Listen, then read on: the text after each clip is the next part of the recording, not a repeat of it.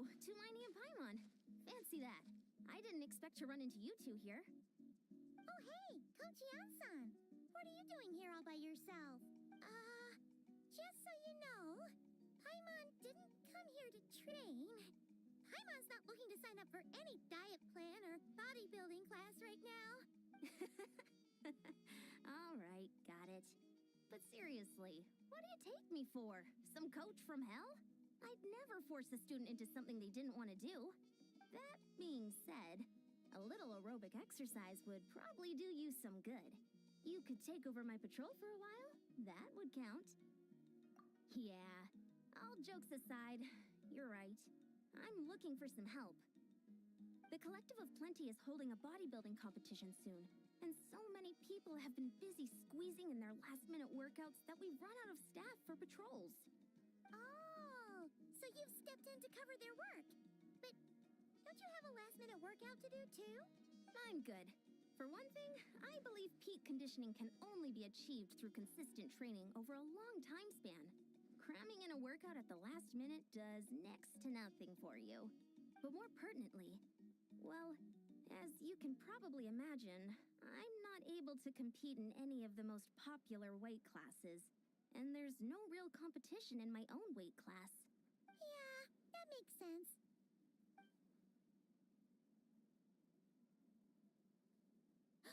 Oh, no. Don't look at Paimon like that. We are not the same weight class, and no way is Paimon competing against you. Traveler, let's just help with the patrol, all right? Otherwise, Yan-san's gonna make Paimon enter a bodybuilding competition. Perfect. I managed to get you on board with just one look.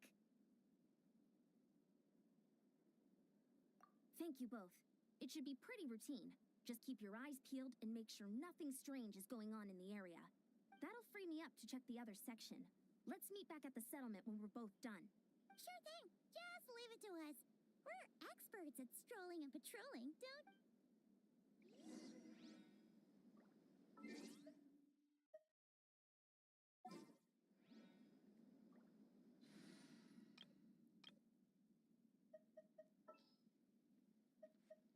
There's still a long road ahead.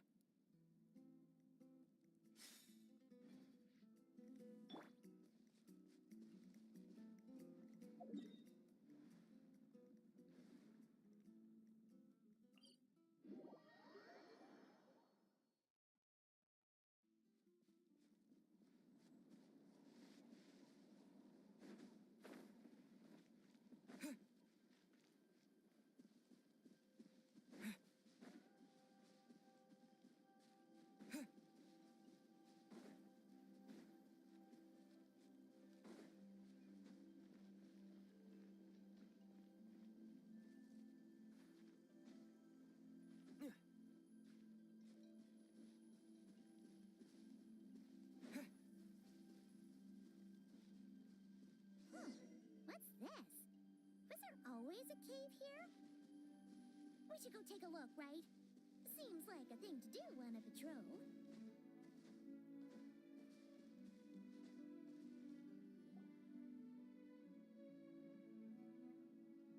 Hey, there's a hilichurl here. Is it sleeping? Doesn't look very hostile. Why is it hiding away here? You woke it up! Huh? It ran away. Guess our reputation in Natland is more fearsome than we thought. Even hilichurls don't want to mess with us now. You mean that shiny thing? Huh. Must have dropped it as it ran off. Huh. Paimon bets that hilichurl thought it was a priceless treasure. It was probably planning to hide it here for safekeeping. Until we showed up. Let Paimon take a look. Hilichurls aren't the brightest, so it might not be worth much, but still. What is it? You look so serious all of a sudden. Isn't this just a regular old key? The style is unusual, though. Doesn't look Natlanese. Where do you think it's from? What do you mean? What hibernation chamber? What spaceship? Wait. You mean the spaceship? The one that brought you to Tibet? So, how did that key show up here? Are you sure you didn't just drop it? Whoa! Yeah! These look identical! So, if one of them's yours, does that mean the other one is...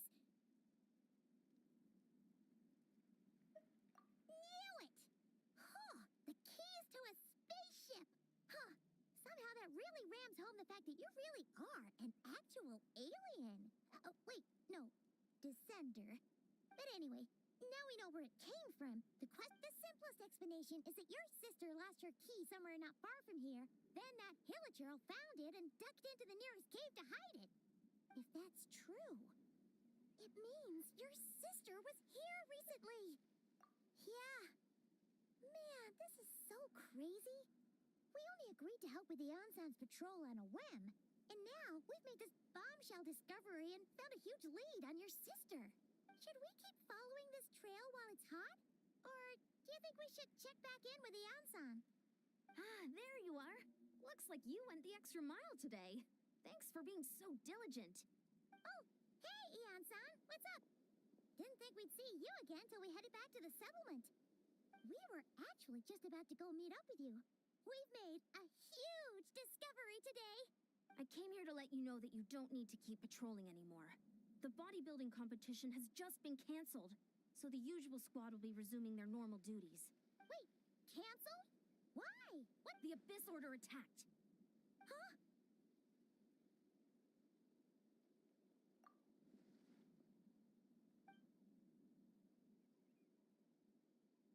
I've heard of the Abyss Order, but this is the first time I've known them to take organized action on such a large scale. It's like they're preparing to go to war against our entire nation. One little sect versus the entire nation of war?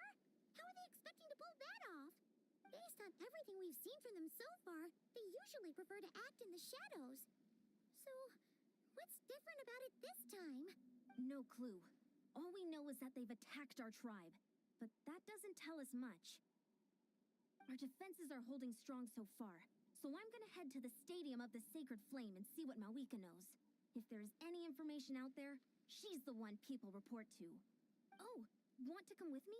I'm sure everyone will feel better knowing that the hero of Natlan is on the case. Great, then let's head over together.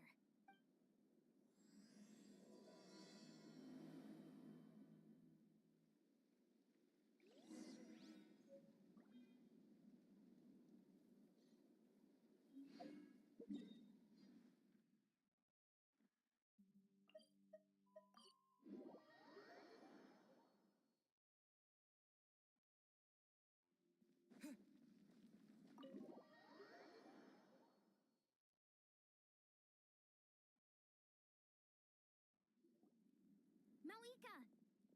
Oh? Great timing, Eon-san. I was just about to send someone for you. And it's good to see the travelers with you. How are things looking? What's the latest word from the messengers? The Abyss Order has been spotted near several tribes at the same time. Clearly, this is a coordinated strike. Also, their numbers are much higher than expected. Their organization appears to have grown considerably, but because they're usually so secretive, this is the first we're learning of it. It sounds like they're throwing everything they have at us. What are they trying to achieve? That's what I'd like to know as well. Historically, Natlan has not been a hotbed of Abyss Order activity, and we have no particular quarrel with them. Could it be revenge, perhaps? Would they want to get back at us for our recent victory over the Abyss? Seems unlikely. But then again, Paimon wouldn't put anything past the Abyss Order. It's too early to say anything definite. For the time being, we should continue monitoring the situation. How are the battles going? Not too many casualties, hopefully? Well, even if they're committing all their forces to the fight, they're in for a tough time. Our brave warriors have just emerged victorious from an all-out fight against the Abyss itself. Yep. We have a whole nation's worth of seasoned veterans fighting for us. Compared to the true Abyss, the Abyss Order poses a far smaller threat. They cannot endlessly replenish their forces, for starters. However, this is still a war, so we must give it our all and do our utmost to minimize casualties. The tribes are organizing their defenses as we speak. Traveler, this is one war that Natlan can handle on its own. If you wish to stay out of it, you'll be... Oh? In what way?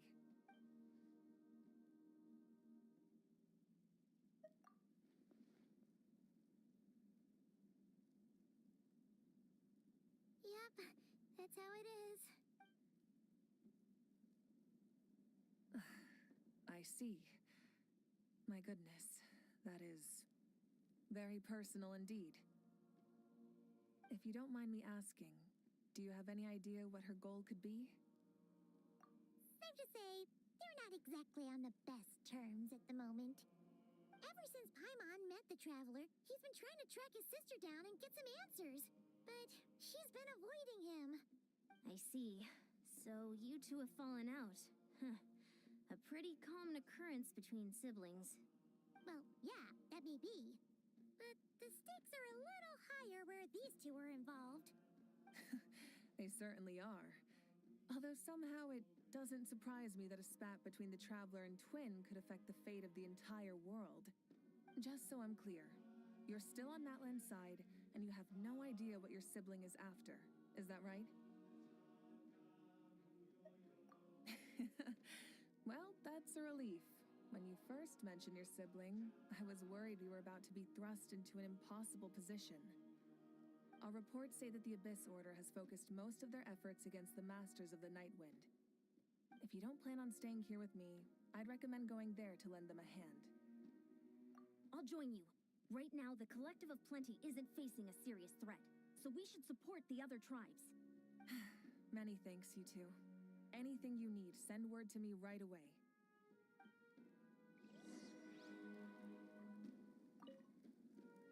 And don't worry, you're still Natlan's hero. I'm not gonna blame you for something your sibling has done. Still, if we manage to find your sister, you wouldn't mind if I gave her a good punch to teach her a lesson, would you?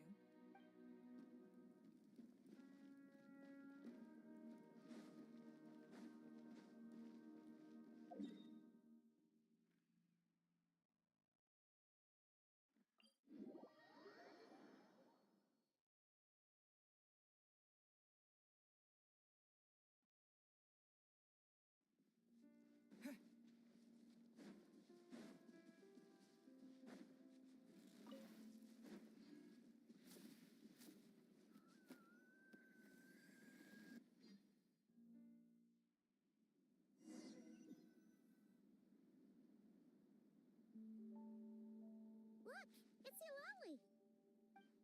Huh. I wasn't expecting to see you here. How are things looking? Mawika told us to come here. Oh, the situation must be pretty dire if it's managed to get Eulalie out of the house.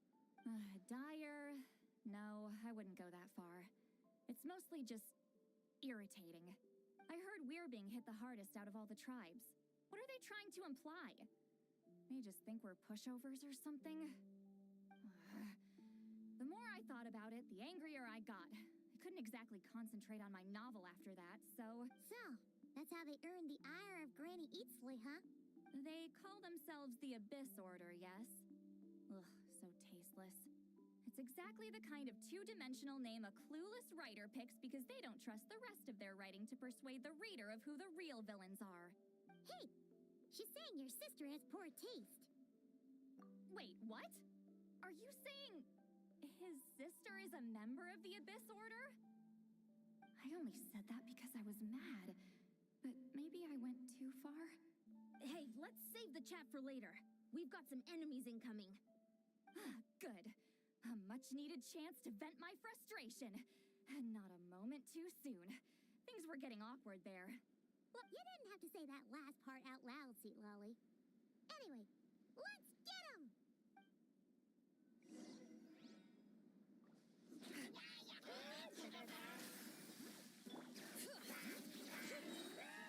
Hear the echoes of the valley! Pyroclastic surge!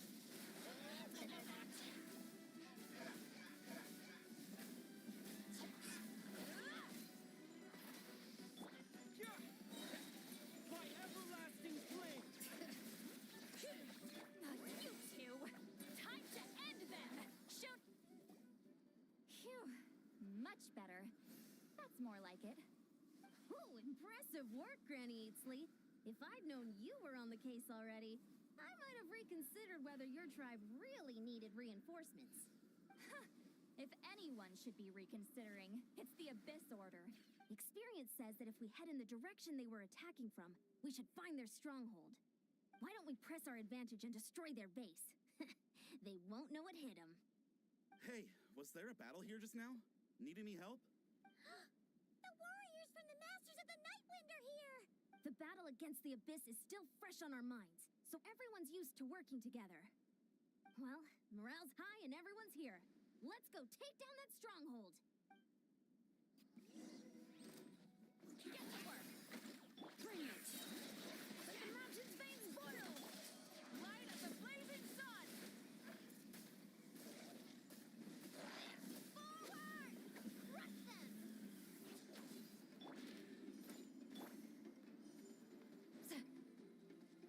Rise with the sun!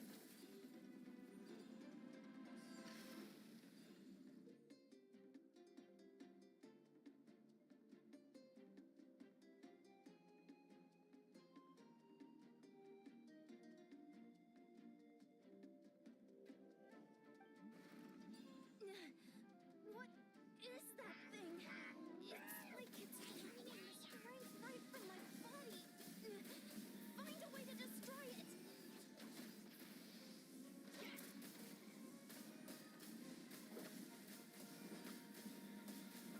The Abyss Order's resistance is faltering. Now's our chance.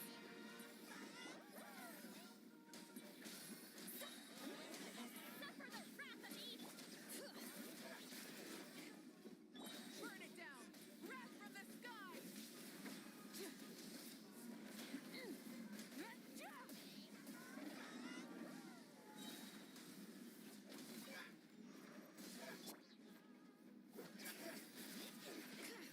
Letting prey warriors attack after them.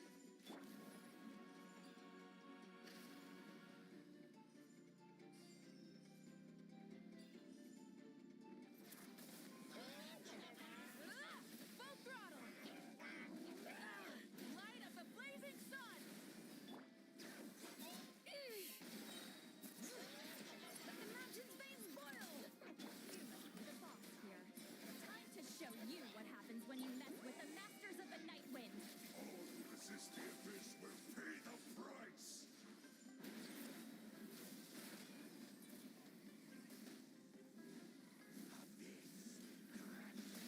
New life! Scorching burn!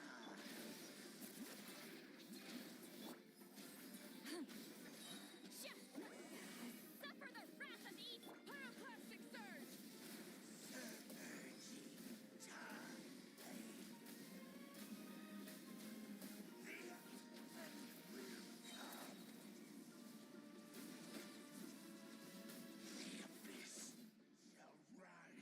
This stronghold is neutralized. Good work, everyone.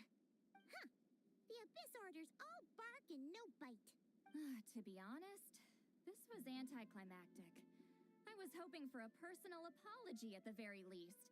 And well, whatever.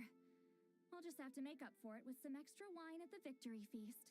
With the stronghold cleared, this area should be safe for the time being. But still, something tells me we can't afford to let our guard down yet. Maybe it's just me, but an enemy under siege normally defends their stronghold at all costs. But this time was different. With a few exceptions, most of the enemies here gave up and fled the moment that... well, I don't know, but it seemed like they sensed something. Huh? Not sure I follow. They did a tactical retreat, that's all.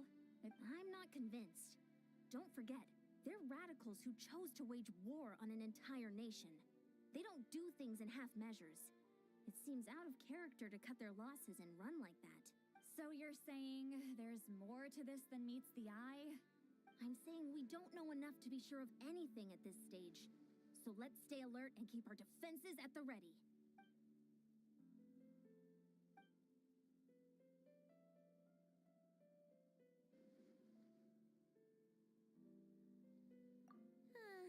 Paimon had a hunch lunch, you might say that. But you're right. If we can somehow use that key to track down your sibling, maybe we can end this war before things get serious. And Wait, you're leaving? But I was still debating whether to invite you to the first victory feast. Go ahead, you two. See, Lolly and I will take care of things here.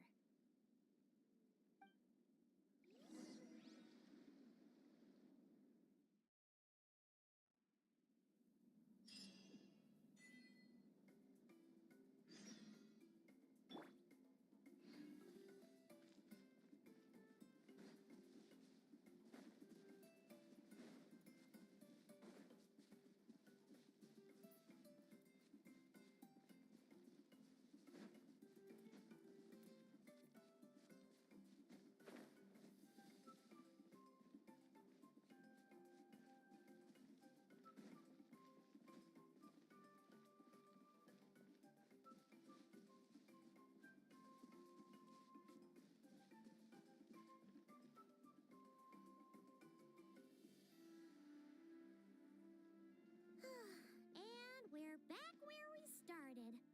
That hilichurl probably found the key nearby, right? Let's look around for clues. There's no time to waste. Beyonce and St. Lolly are waiting for us.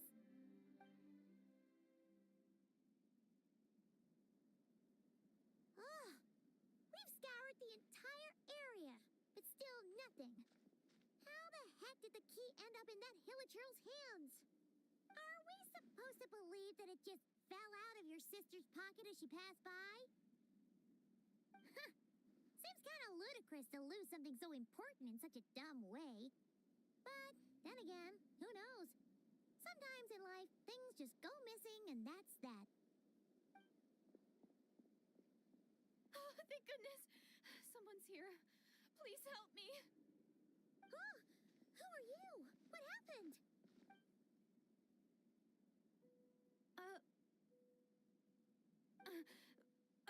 No, now isn't the time. Please, you've got to help me. I'm being chased by monsters and I can't keep running. Can you do something? Yeah, where are they?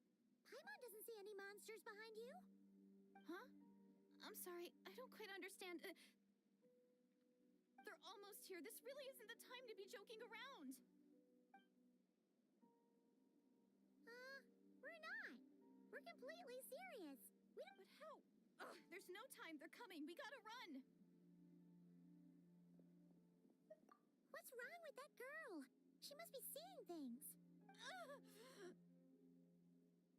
no! It looks like something really hit her. Quick, let's see if she's okay. What's wrong? Are you hurt? What was that? The monsters! They're right there! You need to get out of here. It's too dangerous.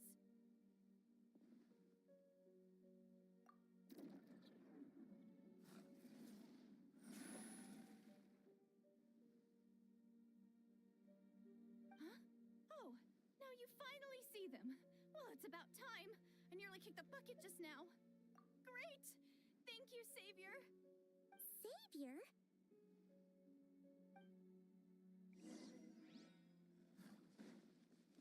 Time to ignite! Hear the echoes of the valley.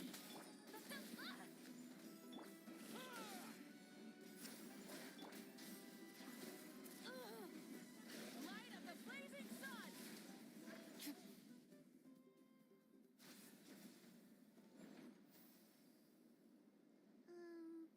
You done? Paimon still can't see anything, so she can't tell. It just looked like you were slicing at thin air. Kind of funny, actually. Oh, really?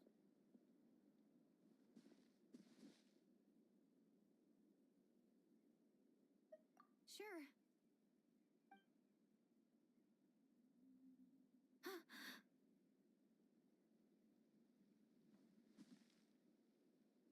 It's nothing.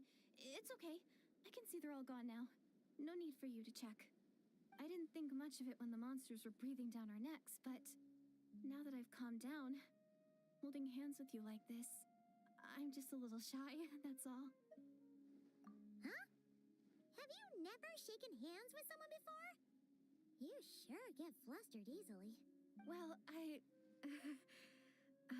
anyway, I haven't had the chance to introduce myself yet. I'm Deirdith. Thanks for, saving me just now. I'm really grateful for your help. No worries. Paimon's Paimon, and this is the Traveler. With him around, you'll be safe from any monsters. As long as they're visible. So, what was the deal with those monsters just now, anyway? Your guess is as good as mine. I could see them the whole time, so when you said you couldn't, I thought you were making fun of me. Whoa! That must have been scary. The idea that we'd stand by and laugh while some poor girl was being hunted down by monsters? Don't worry, we aren't like that. When we say we can't see something, it's because we really can't see it. But more importantly, did the monsters hurt you? Help it. It's nothing serious. But I did sprain my ankle back there. I won't be doing any more running for a while. Good idea. We'll take you.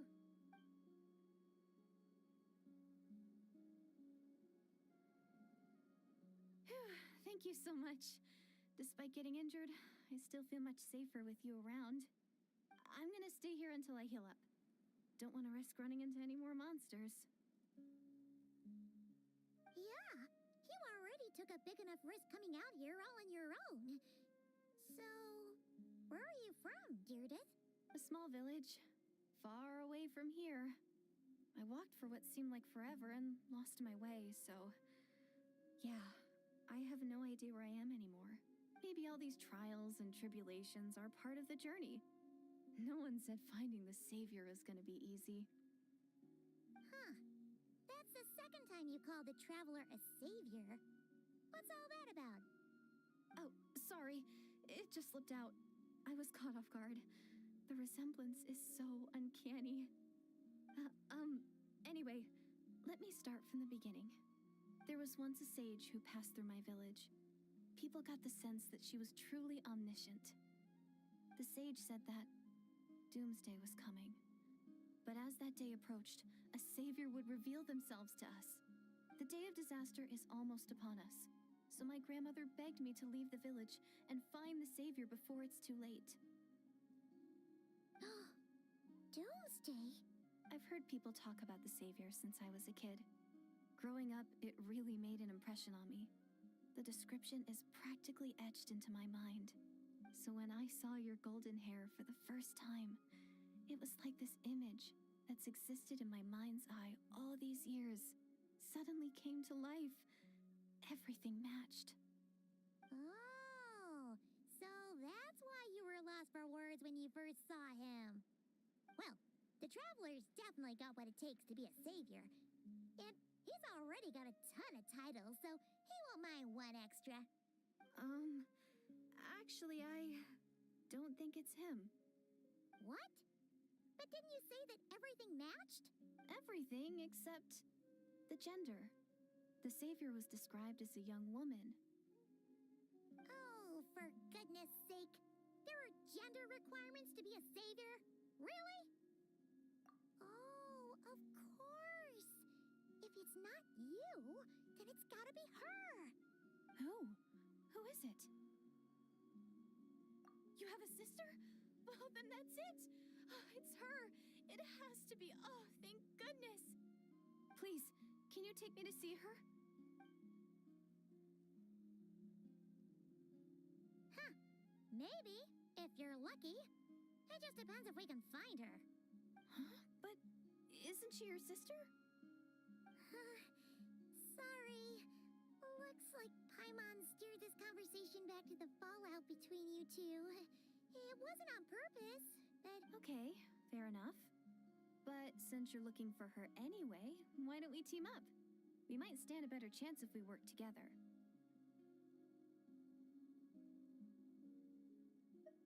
Yes, everyone says that the disaster is inevitable. But the Savior will rescue us all from our pain and suffering. I've always dreamed of meeting the Savior. Do you really buy this whole doomsday thing? Seems kind of far-fetched.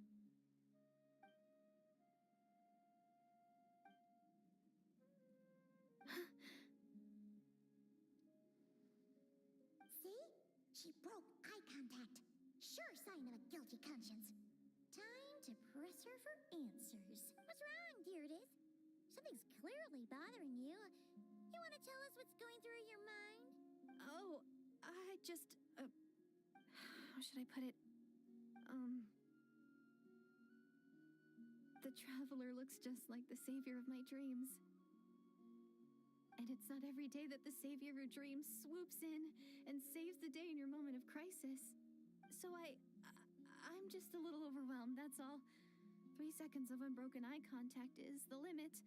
I don't think my mind and body can handle any more than that. What do you mean, limit? What happened? I'm sorry. Please forget that I said anything. Let's just leave it there for now. Like I said, I'm going to hide here until I feel well enough to move again. If you manage to find the savior in the meantime, please come and let me know. Thank you. Are you sure you'll be okay here on your own? Do you have enough to eat? I'll be fine. I might not be much of a fighter, but I know how to stay hidden. And if I get hungry, I'm sure I'll find something around here. Don't worry about that. All right, then. Well, take care. Being on your own isn't easy. What a mysterious girl. We should definitely keep an eye on her. But hey, at least she seems to like you. And it sounds like she's gonna help look for your sister when she's healed. Anyway, this is probably all the progress we're gonna make for now. Let's head back to the Masters of the Night Wind and see if they need our help.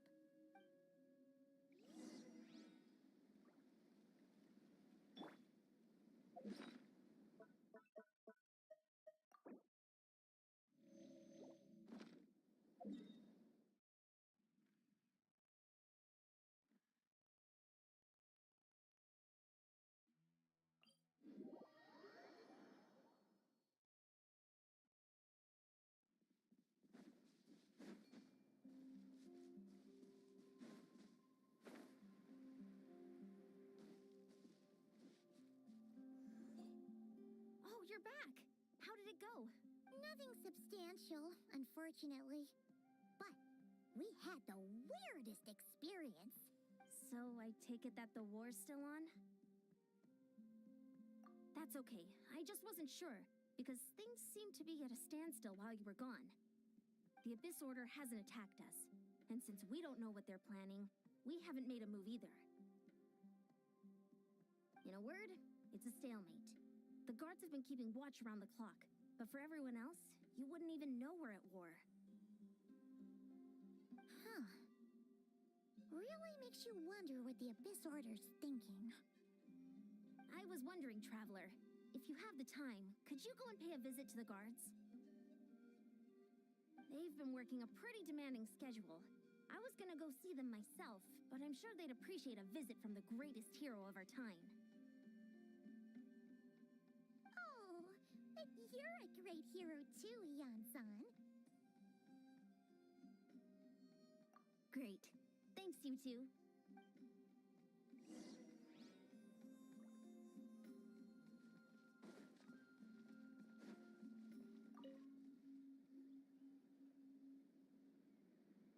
Wow!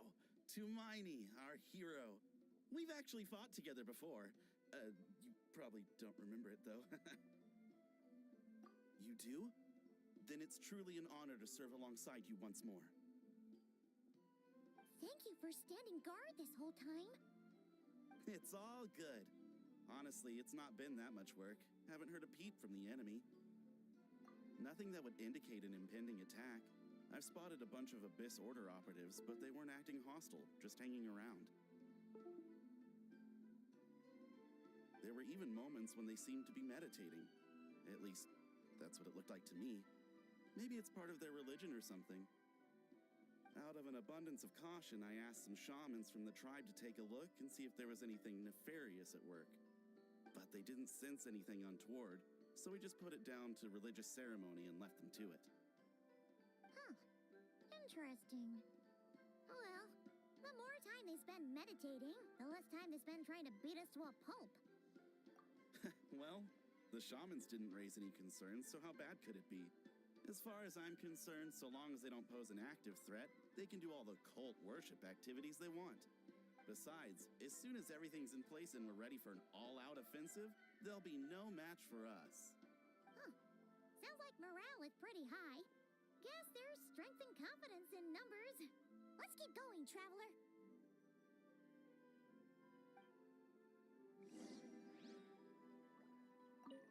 Besides, as soon as everything's in...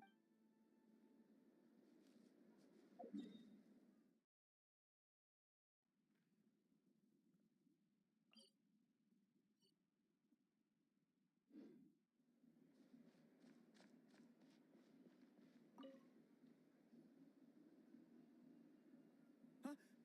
Is that Tumaini? What brings you here? Is this, like, a meet and greet? I wasn't... I'm so nervous. Hey, come on! You'd march to war without so much as blinking. What's so scary about a chat with a traveler, huh? It's not the same thing at all. There are plenty of chances to go to war. But a one-on-one chat with our great hero? That could be a once-in-a-lifetime opportunity. How can I not be nervous? What if I say something wrong? Or if my posture's bad? Or if I accidentally make a weird expression with my face? No one's here to judge you on your posture or your facial expressions. All right, then. I'm sorry, great hero, but I have a small favor to ask. Let Paimon guess. An autograph, right? May I challenge you to a fight? What? How can you be so audacious and so sheepish at the same time? Huh. Paimon's starting to think your nervousness is all just an act. No, of course not. I just figured that if I don't ask now, I'll regret it for the rest of my life. But I am still on patrol, so please, great Paimon, if you wouldn't mind taking over for me for just a few minutes? Ugh. Again with the sheepish audacity. Just pick one or the other, will you?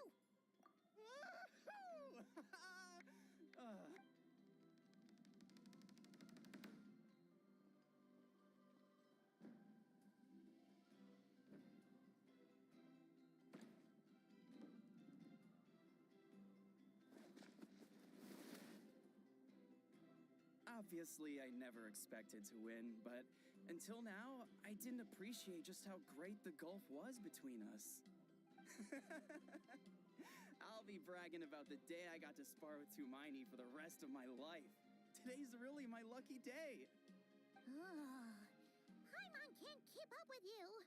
Your tone has changed all over again. Now you've had a spar with the traveler. What gives? Well, some people connect through conversation, but we warriors bond by sparring. And now that I've had a bout with the hero, we're no longer strangers. Nothing to be nervous about anymore.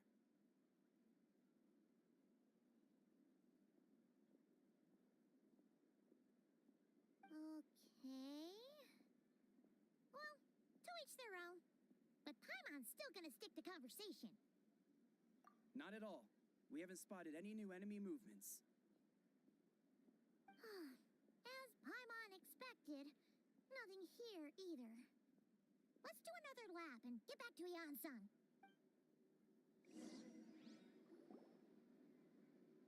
You're back. So, did the guards find anything? Nothing much, no. Someone mentioned that the Abyss Order has been doing some kind of meditation or prayer, but apparently it seemed harmless. Paimon wants to lodge a complaint about one of the guards, though.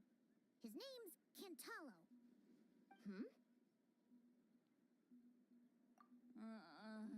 Traveler? You're back already? And no one thought to wake me up, huh?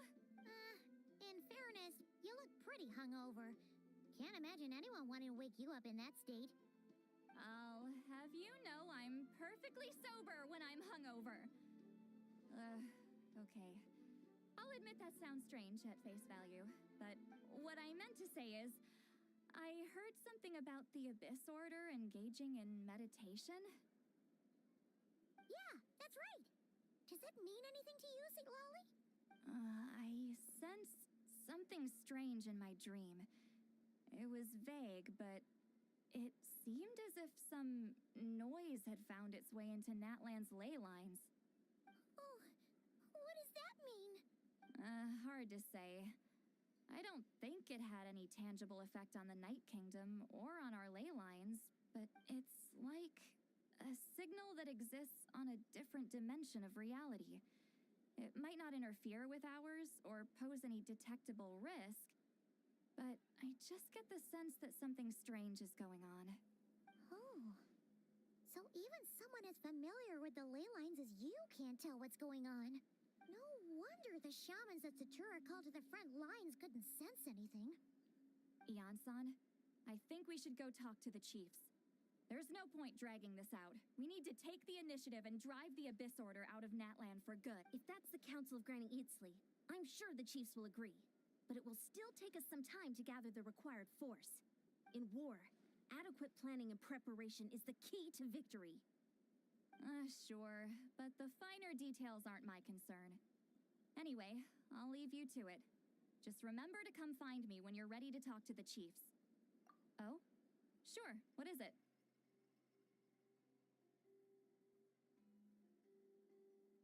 Huh, you mean only select individuals can see them? Now that's a strange one. I guess they could be manifestations of a disturbed psyche? Or it could also be a simple case of dead monsters whose souls got stuck here somehow. Well, I say simple. Things quickly get confusing when you start looking into monster souls. For starters, trying to figure out which classification system to use is a real pain in the... All right, we get it.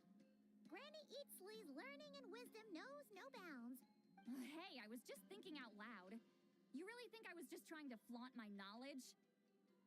Anyway, the short answer is there are many potential explanations for the kind of phenomenon you describe. That said, it's not something I've ever encountered in all my years. Oh, wow. Okay. Well, if Granny Eatsley's never seen it, it might as well not exist, right? Hey, I'm not that old. Care to elaborate on what happened? This all sounds rather mysterious. Really? You had to hold her hand to see the monsters? Sounds a little contrived. Huh? That's the part that bothers you? Maybe the point is more that it requires direct physical contact, whether that be hand-holding or otherwise.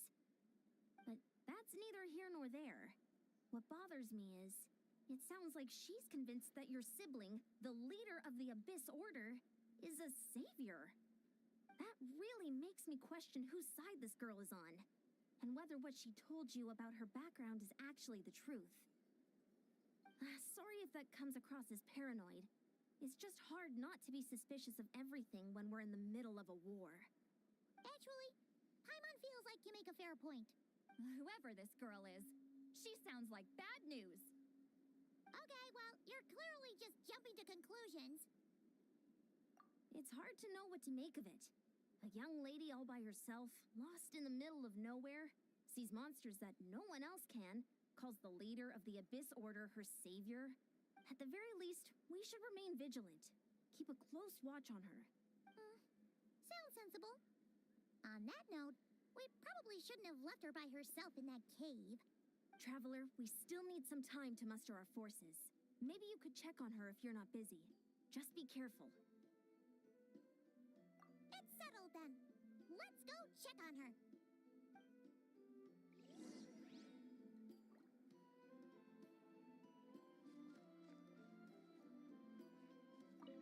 I'm not normally so suspicious of strangers, but at times like this, the safety of the tribes has to come first. Why holding hands? Why that specifically?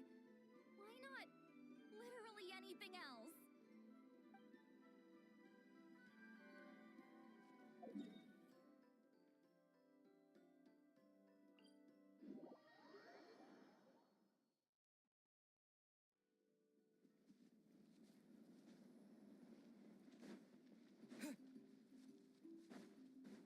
All right.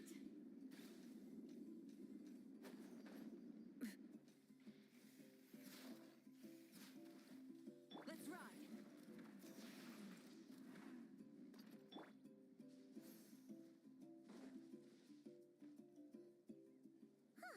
Here we are.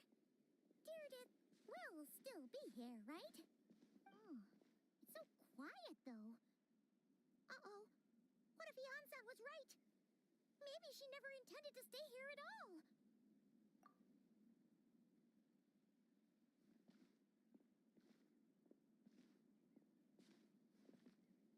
Traveler, watch out!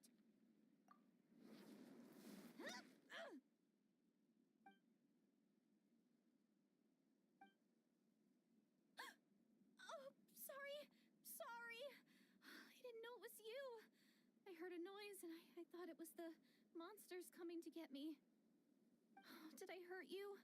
Oh, I'm so sorry. I wasn't thinking straight. Phew. That was scary.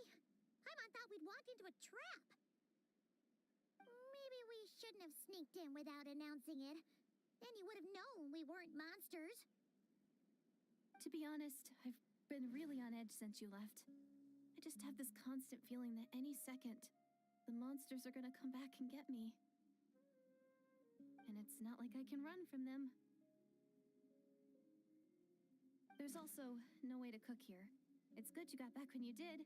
Another hour and a half and you probably would have found me starved to death. Oh, that's weirdly precise.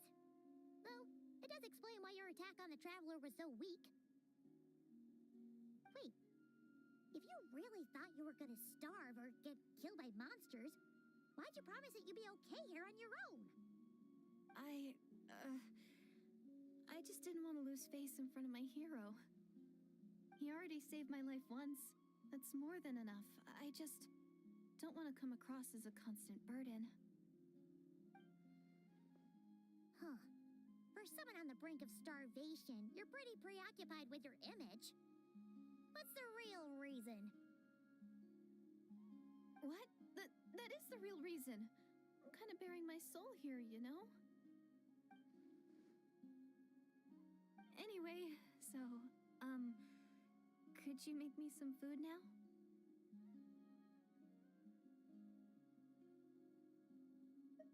Oh, Paimon's getting hungry now, too. Go on, then. You can join us for dinner.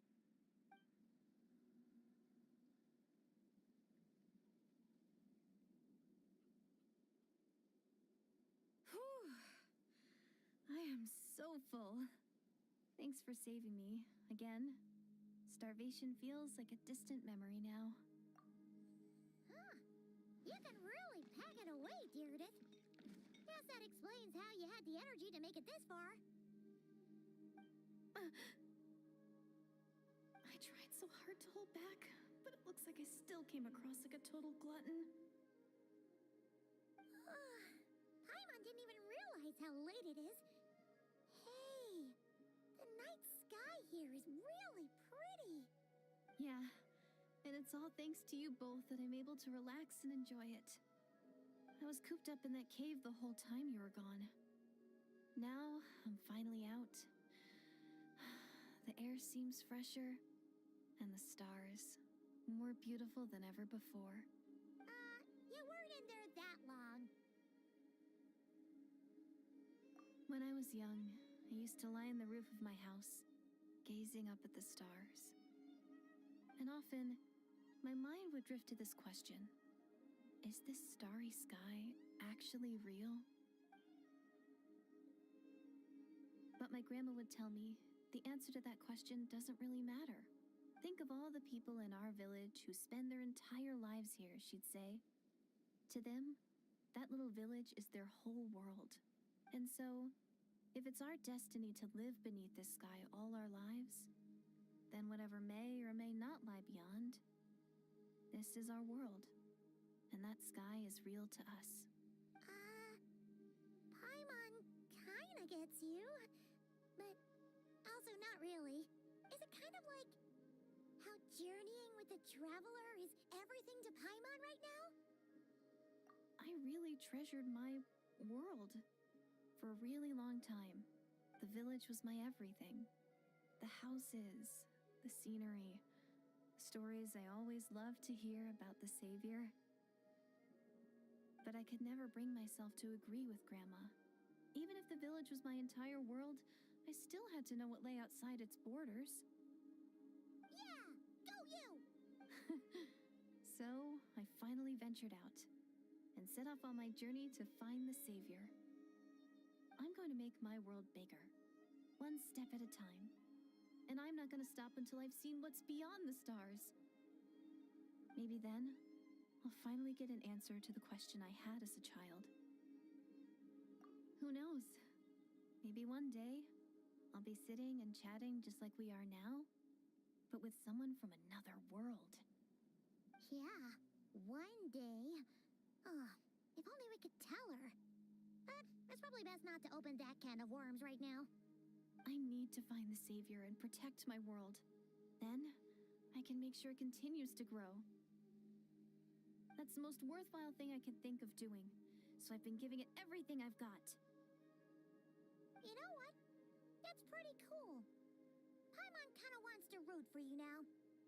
Oh, sorry. I got a little carried away. I always get chatty after a hearty meal, just like my grandma.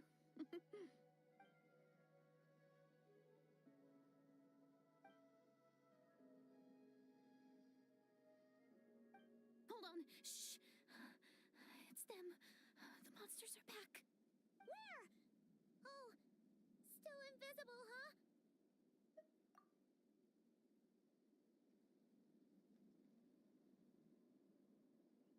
Can you see them now?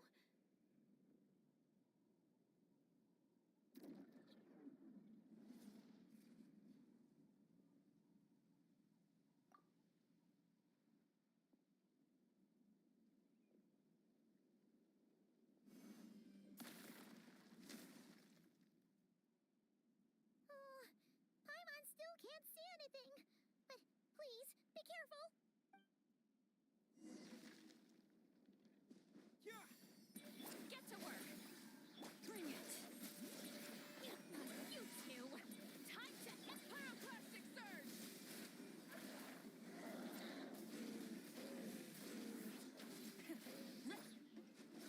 A new dawn rises! Let the mountain's veins boil! Show no mercy. Wrath from the skies! Incinerate!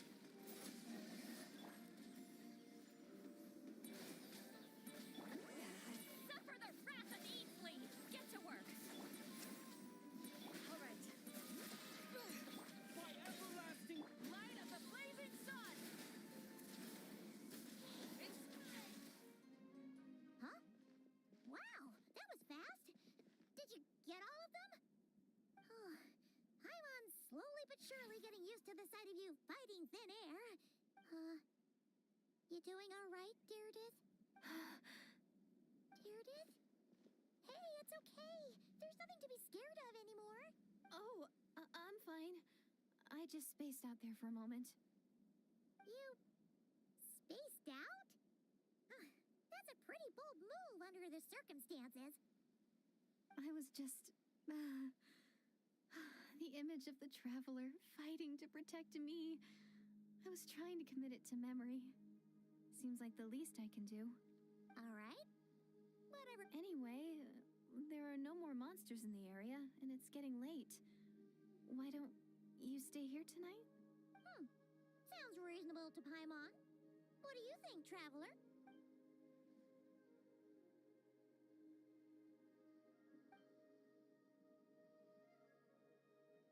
All right. Deirdith will be... Huh? Deirdith? Why are you going in alone?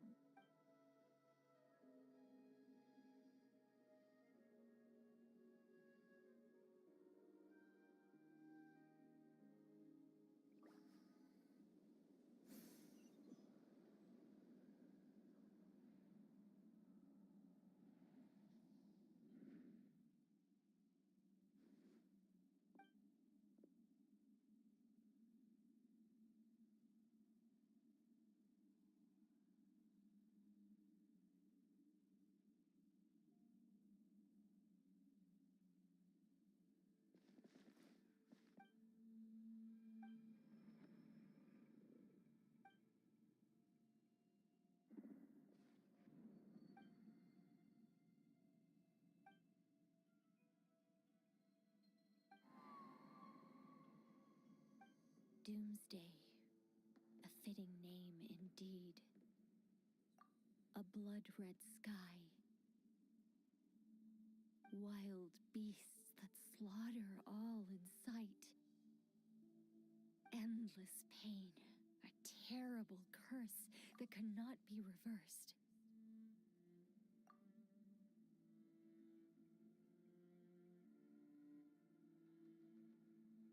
And the birth of a savior.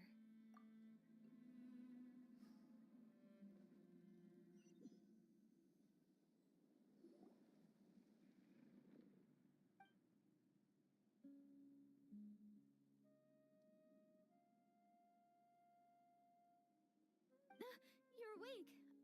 I'm sorry. I didn't mean to, You just look quite distressed, like you were having a nightmare. I thought if I took your hand into mine, you might find it soothing. At least, that's what my family always did when I had nightmares. But it didn't seem to work on you. In fact, I think I made it even worse. Oh, is that right? You better not be trying to pull a fast one on the Traveler. What? Don't be so... I have more self-control than that. Self-control? What?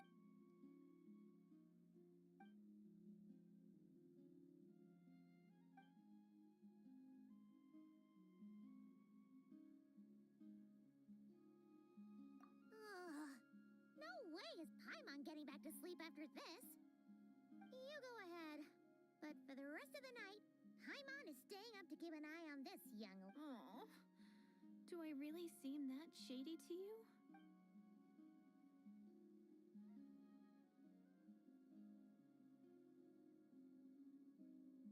Well, Deirdre, there should be enough food for 3 days. Make sure you eat the perishable stuff first, so nothing goes to waste. You can't tell which stuff is perishable, right?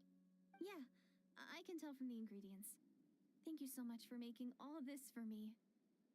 3 days will definitely be enough time for my ankle to heal. Then I'll continue on my journey to find the savior. All right, then we'll be off. Bye for now, Deirdre. See you? Wait! But if this is goodbye, how am I supposed to find you again? Oh, I mean, what if I find your sibling? How am I supposed to let you know? That's a good point. We share the same goal, but we're constantly on the road, so we've got no fixed address. How about this? When the time comes, you can just write a letter to Mawika. She'll be able to find us for sure. Mawika? Who's Mawika?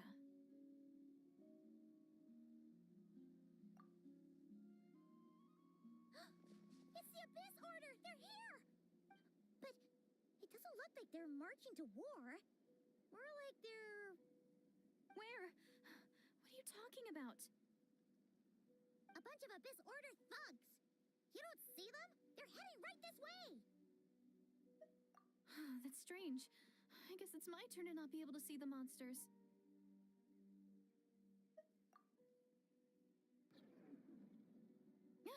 You're right. I see them now. You weren't joking after all. So this is what it's like. What a weird situation. What is making these monsters invisible? Is it Deirdre? Or the... Well, might as well mow these ones down, just so they can't pose a threat to the tribes.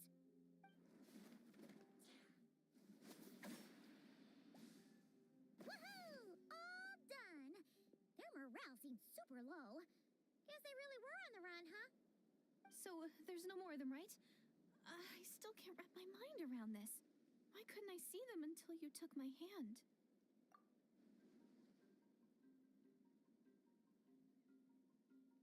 So, any ideas on why those monsters might have been running away? Maybe something went down on the front line. Oh, Paimon's getting a little worried about Eon-san and the others.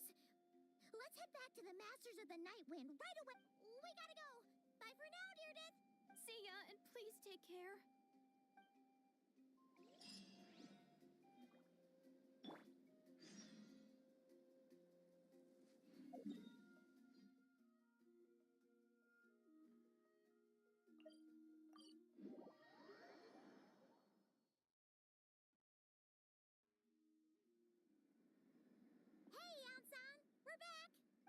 into quite a big group from the Abyss Order just now.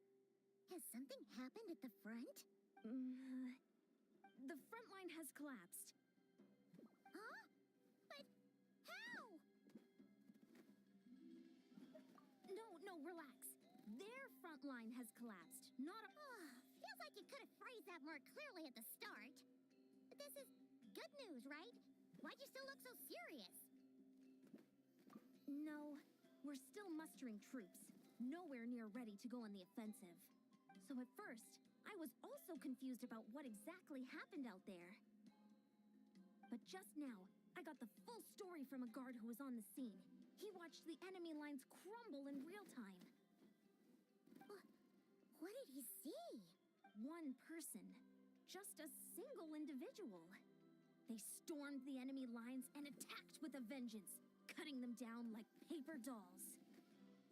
They wielded an unknown power and fought with a sword style that no one recognized. The guard who relayed this to me said that before he even had time to react, the enemy was decimated. I'm only recounting what I heard, and I'm sure the guard in question must be exaggerating to some extent. But still, we have to identify this person. And assuming they're a neutral party, we'll need to figure out how to engage with them. Clearly, they're a force to be reckoned with, so we... You don't need to sweat it, Eon-san. From your description, we're already pretty confident that we know this person. Honestly, with the Abyss Order acting out so publicly, it's about time he showed up. Dainsliff!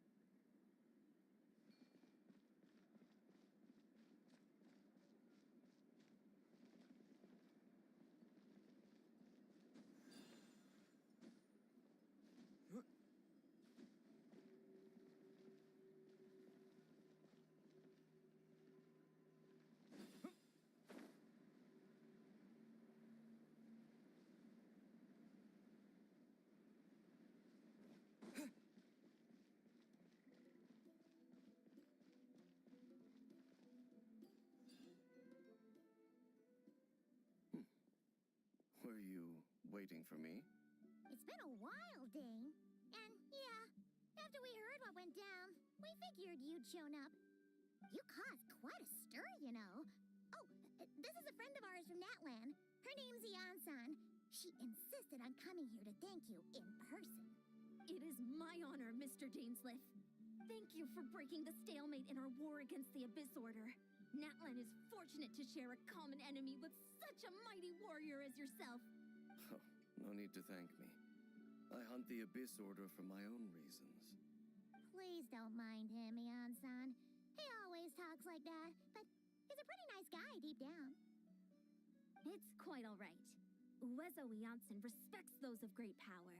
It's quite clear that he meant no offense, and I am still delighted to make his acquaintance. Anyway, since you're old friends, I'll leave you to catch up for now. Take your time. Sure thing. You probably have plenty of other stuff to do anyway, right? Since this war isn't exactly over. See you later, Eon-san!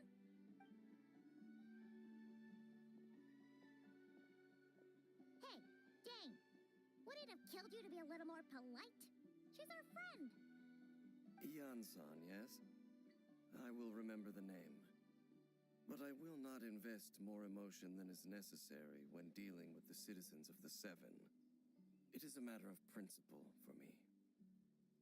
Ugh, so stubborn. But whatever. So anyway, Dane, do you have any new info about the Abyss Order for us? Any idea what they're trying to achieve with this war, for example? Never before have I seen the Abyss Order take action on such a large scale. Taken at face value, it seems highly illogical. In a war with the Natlanese, the odds are stacked firmly against them. They surely cannot be unaware of this. They're... We thought so too. But it sounds like you're no closer to learning what that goal is than we are. I've been on the case for some time. Even captured and interrogated several Abyss Order members. Yet still, I am none the wiser. I can only assume they have gone to great lengths to keep their real operations a secret. I have a bad feeling about this. The Abyss Order is wasting a lot of its forces attacking Natlan. So whatever they stand to gain must hold enormous value to them. What do you think we should do? Since we lack actionable intelligence, for now we might as well continue to focus on the fighting. Leave them to their secret plots. If they're so willing to sacrifice manpower for it, I intend to make that sacrifice greater and more painful than they... If we use this opportunity correctly, I believe we can eliminate the vast majority of the Abyss Order's forces. They'll never be able to mount such a large campaign ever again. That outcome is well worth our time. That's right. The ideal scenario would be to destroy them before they can reach their goal. Paimon gets it. Nothing in the world can satisfy you like making mincemeat out of the Abyss Order, right? Right. Wow. Okay. A rare, candid response from Dane. What about you? Any news to share from your end? Well, actually, we found his sister's hibernation chamber key near the Collective of Plenty. She must have lost it. So she's here in person. Unsurprising, given the scale of this operation. Oh, and there's more! After finding the key, we also ran into this weird girl. She kept seeing monsters that we couldn't see, and then, this other time, we saw a load of monsters, but she couldn't. She also said she was on a journey to find the Savior. Her description of this Savior matched the Traveler pretty closely, so we figured it's probably his sister. Hold on. That girl called her the Savior? Yeah, that's right. Is something the matter, Dane? The last time I heard that term was before the Cataclysm. And not just that. It referred to your sister then, too. But who would still believe in the myth of the Savior when the Cataclysm has already taken place? Wait, wasn't his sister called the Princess, though? Where did this Savior thing come from? Well, when she was first granted the title of Princess, the Vinster King and the entire court of Conria set about loudly proclaiming the might that she would bring to the nation. They made it sound as if, with her there, all pain and suffering would be washed away, and the future of Conria would be brighter than anyone could imagine. The Savior was the celebratory title given to the princess by those who believed this rhetoric. Of course, you know how that story ended. In hindsight, the cruel irony is glaring. All that title really stood for was the Vinster King's lust for power. Oh, sounds like the people of Conria really believed in her.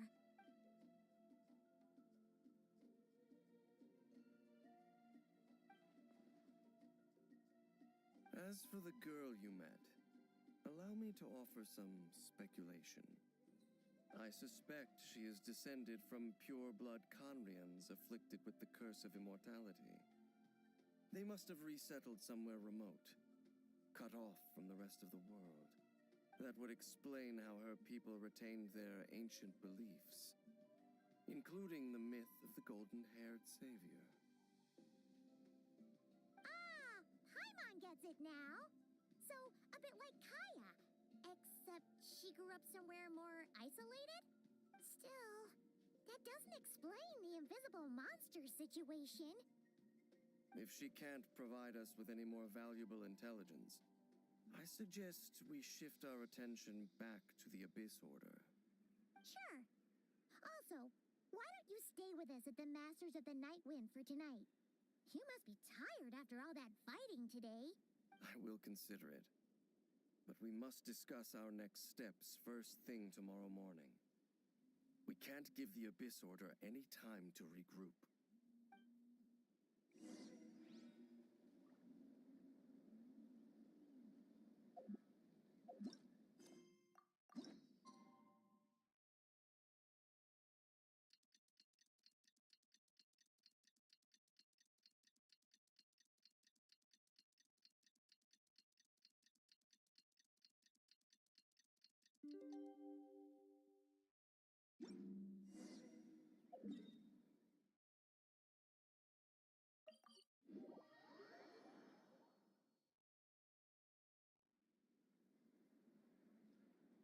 No, we can't give them that much time. Is that Dane and Yansan discussing strategy together? Huh. Looks like they're getting along just fine.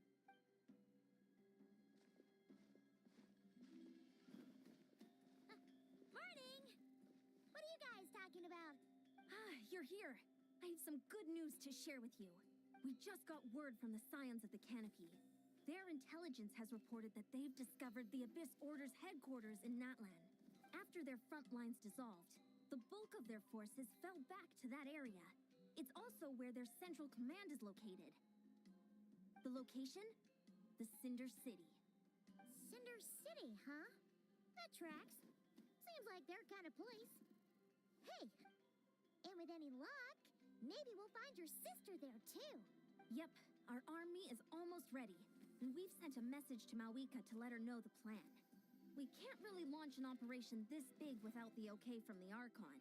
I beg to differ. This is wasting time. You have the intel you need, so act on it. Every second you delay only increases the Abyss Order's odds of survival.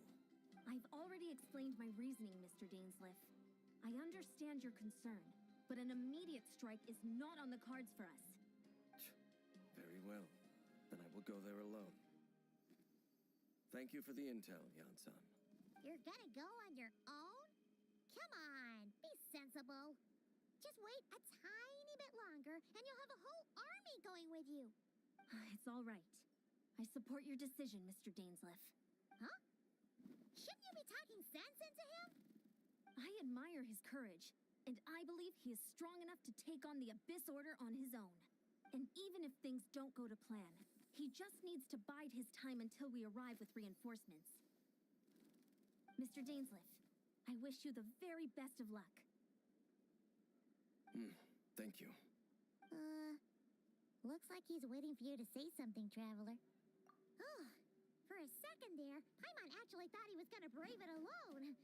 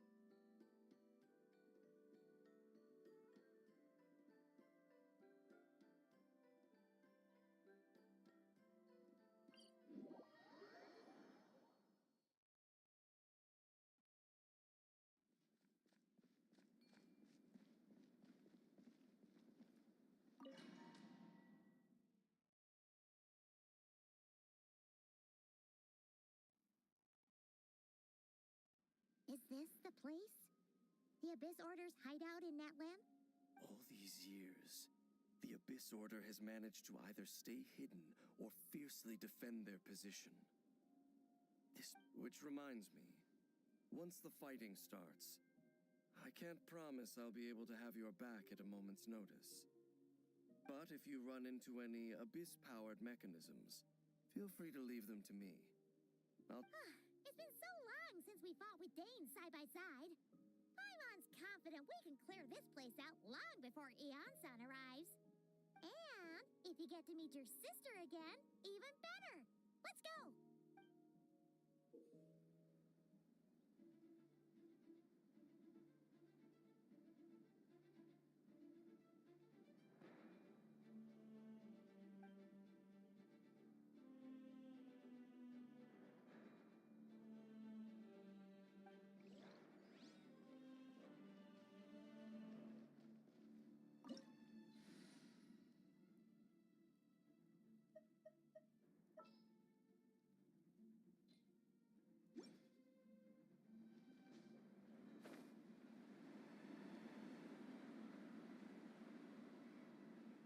Coming!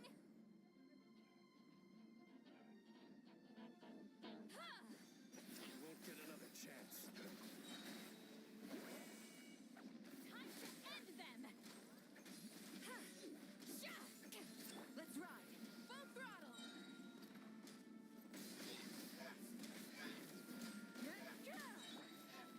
Scorching burn!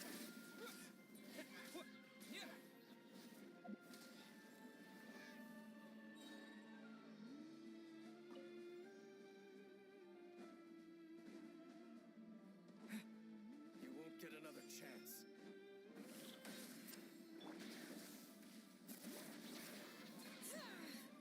Rise with the sun! Red from the skies! Cheap tricks. Time to... Fulfill our pact! Suffer their wrath uneasily! Time to ignite! No mercy! This is a very different battle from the one we fought with Eon-san. No one's backing down.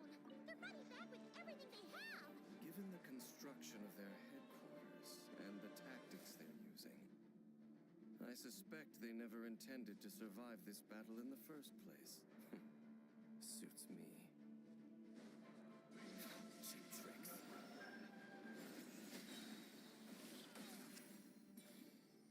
All right.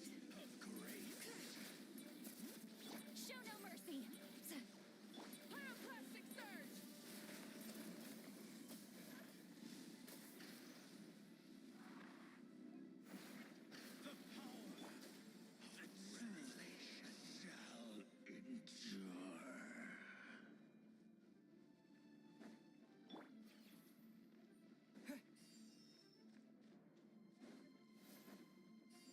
You won't get another chance.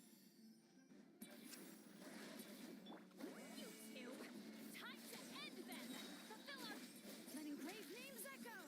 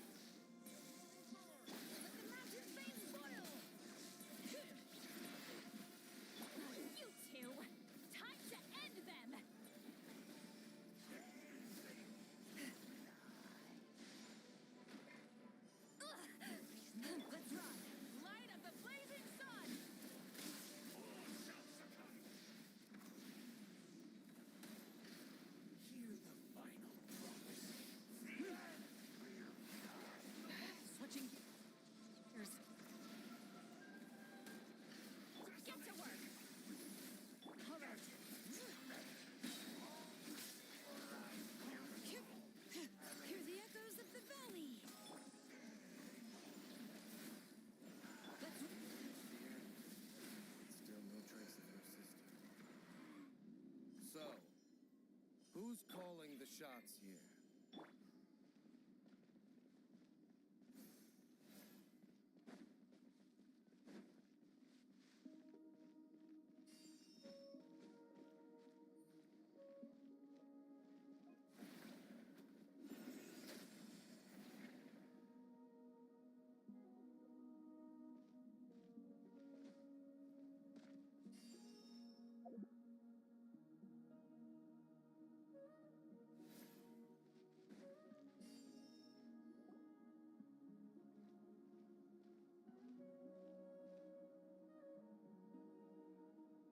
Twilight Sword Dainsleif. Is this really what you want? It is indeed. I will take every opportunity to hunt you down to the last man.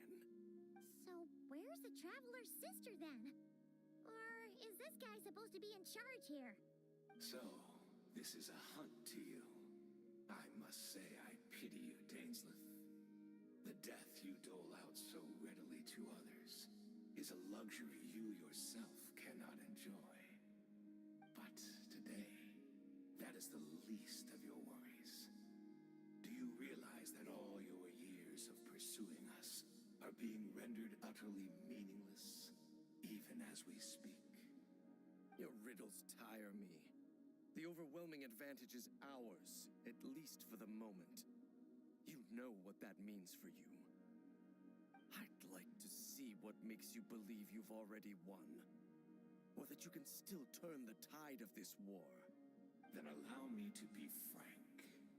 As far as we are concerned, our princess has already won by other means. And I do not merely mean this battle. No. Her Highness has achieved something. For today, the Abyss Order's greatest wish has finally been fulfilled. Our Highness quietly infiltrated the Night Kingdom to exploit that realm's past experience with ley line reconstruction, and then used the Loom of Fate to reweave the ley lines of Conria. What? She used the Loom of Fate? Wait, does this mean the attack on the Masters of the Night Wind was all a smokescreen to give her some cover? Oh no! This makes too much sense. Correct. As of now, our homeland has been revived. And all of my comrades that you have slain, Dainsleif, they shall forget the struggles that have beset them these past 500 years, and begin their lives anew in a Conria restored to life. What a load of drivel. Your falsehoods are riddled with flaws. My ears tire of your tedium.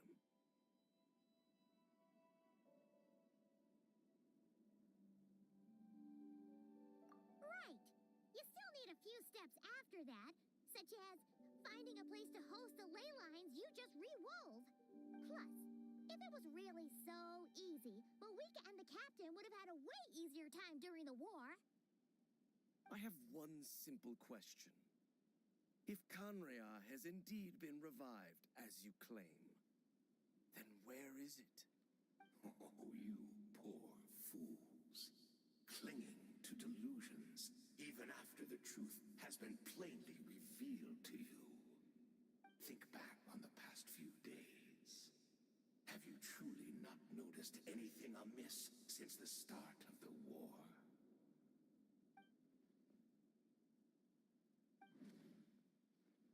I sensed something strange in my dream. It was vague, but it seemed as if some noise had found its way into Natlan's ley lines. Oh, what does that mean? Hard to say. I don't think it had any tangible effect on the Night Kingdom or on our ley lines, but it's like a signal that exists on a different dimension of reality. It might not interfere with ours or pose any detectable risk, but I just get the sense that something strange is going on.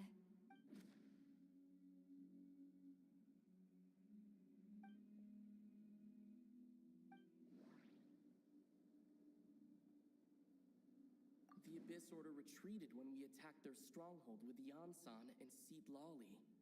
This isn't their usual style.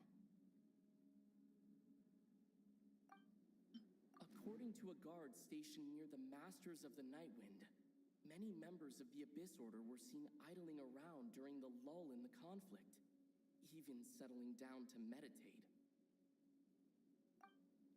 I couldn't see the monsters that Diridith could see, and she couldn't see the ones I could. We could only see the monsters in each other's sight after making physical contact.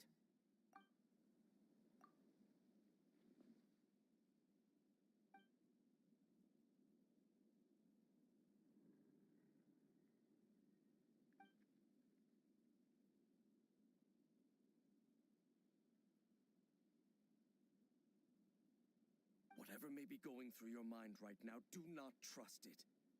The notion that Kanria has been revived is preposterous. Unless I see it with my own eyes, I refuse to entertain it. There is only one thing that should demand our attention in this instant, and that is silencing this man for good. Obstinate fools! Give in to the embrace of the abyss. Fulfill our pact. And be baptized. Light it up! Light up the blazing sun! Incinerate! Do you still not understand? You battled in vain. The abyss order's mission Eat has Papa. been Get him! fulfilled. I'll handle this.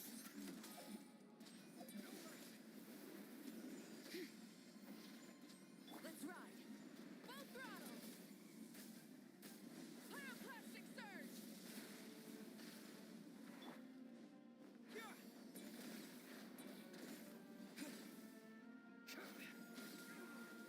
you still not understand? You battled in vain. The abyss order's mission has been fulfilled. Wrath from the sky! My body is failing me. But I will not bring shame to the name of the abyss. That should be all of them, right? So, we've destroyed the Abyss Order's headquarters in Natlan, but are you still thinking about what that guy said? You look really worried. I understand. You think she might be from the revived Kanria, yes? I have said my piece. I doubt Kanria could have been revived so easily. But if it will give you some peace of mind, you should talk to her and test your theory. I will stay here and do some post-battle cleanup. Perhaps there are some clues left to be found.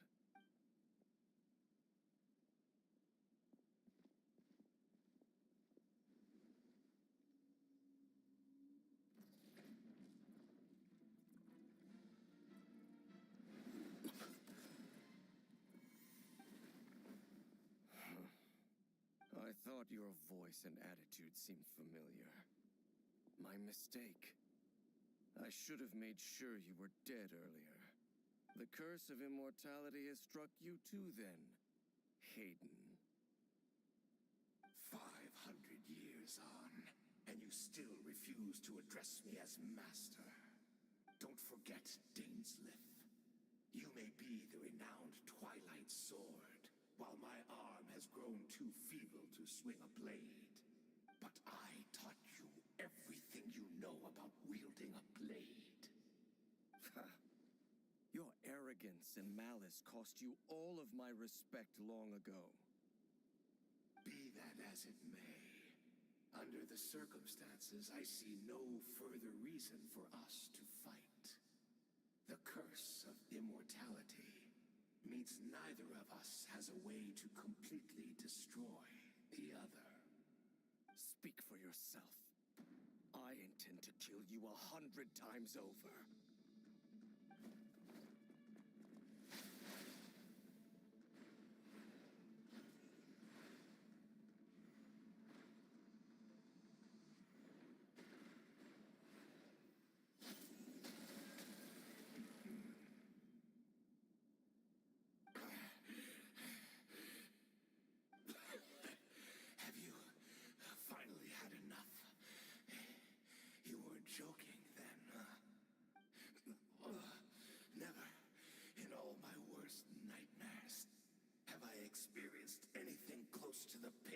100 deaths.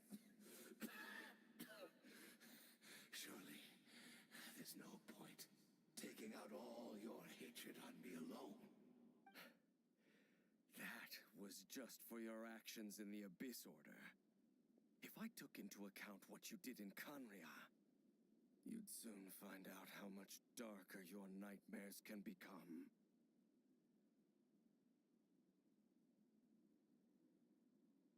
All right, I believe you. Still, aren't you at least a little tired now? Why don't we sit down, perhaps? Chat? What? Not a fan of reminiscing about old times? Well, I suppose you don't have many fond memories to look back on. I never thought you'd side with the Abyss Order, Hayden. You could have easily blamed the princess for her betrayal.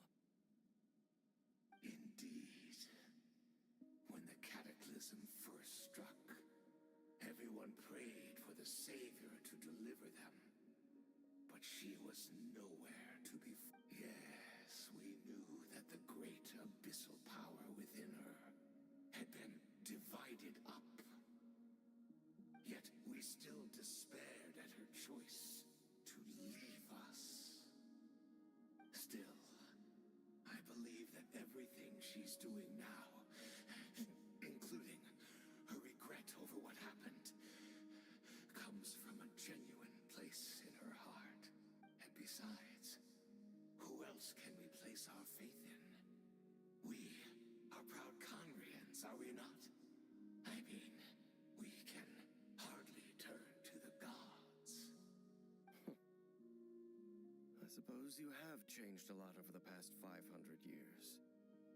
Otherwise, I'd have never expected you to forgive her. Had you been so generous during your time at the Knight Academy as my instructor in Black Serpent blade work, I might not have come to loathe you so much. Is that so? All my good deeds were clearly in the spirit of the Academy's code of chivalry.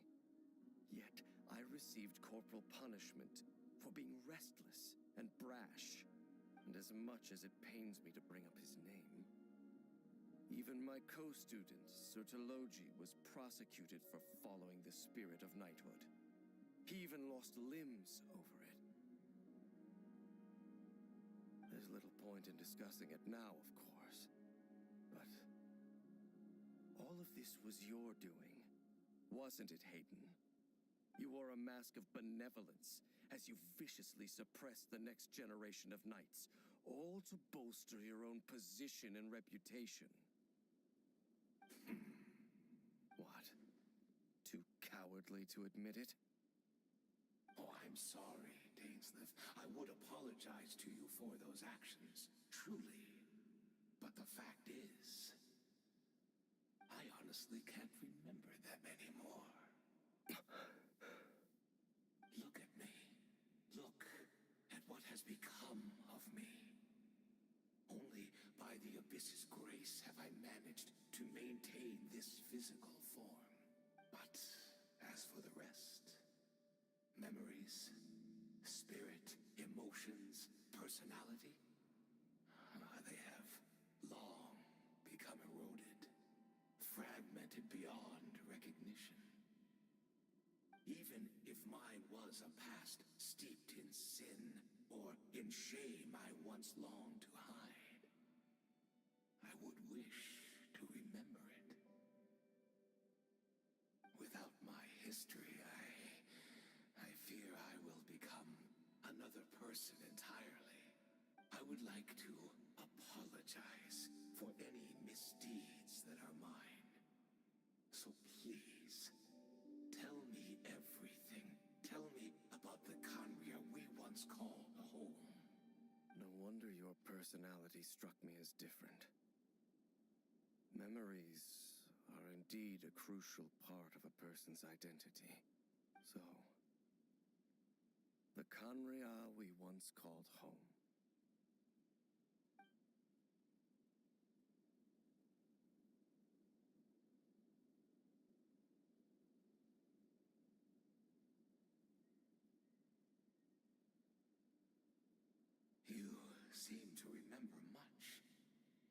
you tell me more about it? About our golden age? I'm not interested. I have neither the time nor the sympathy. Is that so? What a pity. But this will be quite sufficient, as long as the loom of fate heard what I could not. The loom of fate? What have you done? Tell me. I'm afraid I owe you yet another apology, Dainsleif. You were right. I lied to you earlier. Your wits are too sharp to be fooled by me. The homeland hasn't yet been revived. In fact, even the ley line weaving is not yet complete.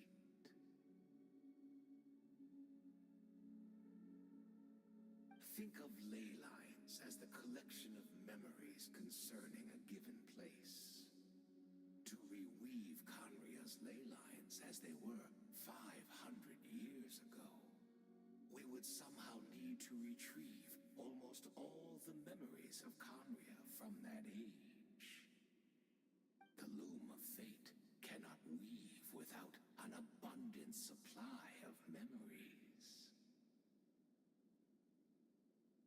And so, we relied on everyone in the Abyss Order to provide what they could. Even though fragments are all that remain in most cases, the more we all share, the more that can be restored. So the loom of fate is running as we speak. And the so-called meditation your members have been performing. Its purpose was to supply the loom with memories, wasn't it? Indeed. We, a people in exile, stranded 500 years in the future, will weave our homeland anew and bring the nation of our dreams back into the real world. Ah, what a glorious undertaking.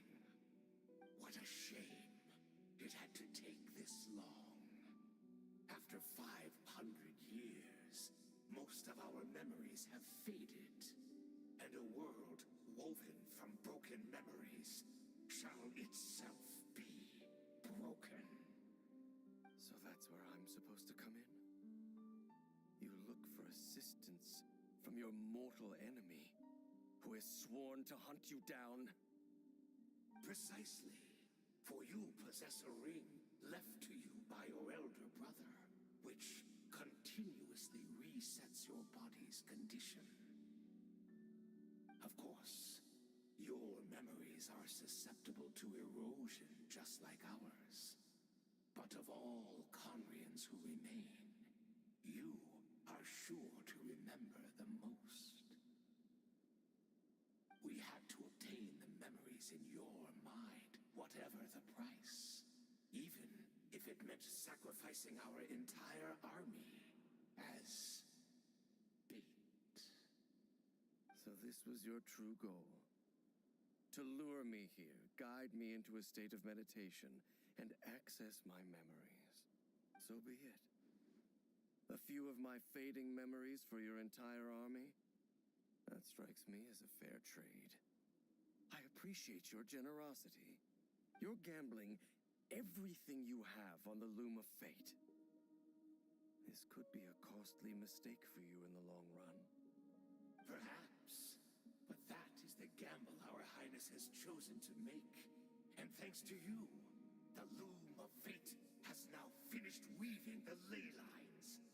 New Conria is complete! Enough about your beloved leader. You said you would pay any price for my memories, did you not? In that case, prepare to be slain another 100 times for your deception. I hope it was worth it.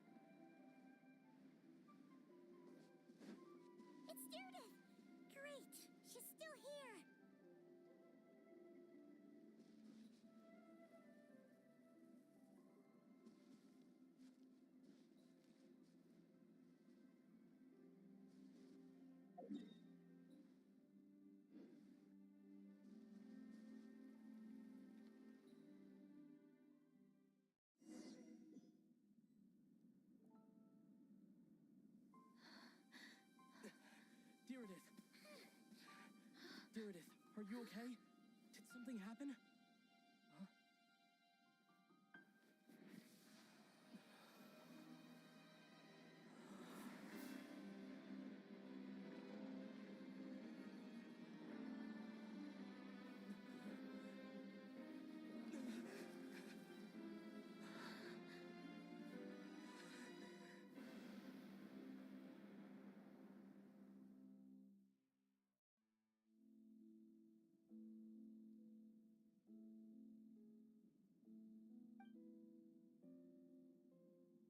We're not from the same world, are we?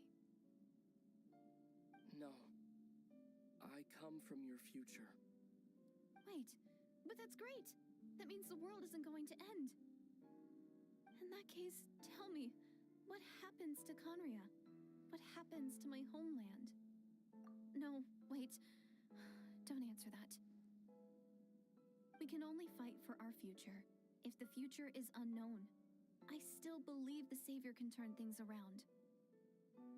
I'll carry on looking for her, even if you're not there to protect me. Although, in a way, I've already found my Savior. It's you. You protected me, and I believe you can protect us all. You're the one who can change everything. It's just too bad that we're not from the same time or place. Oh, one last thing before I forget. I know how much you want to find your sister. Surely she must be desperate to find you too. So, is there anything you can give me as a memento? Proof that we met? That way when I do find her, I can convince her that you're also searching for her.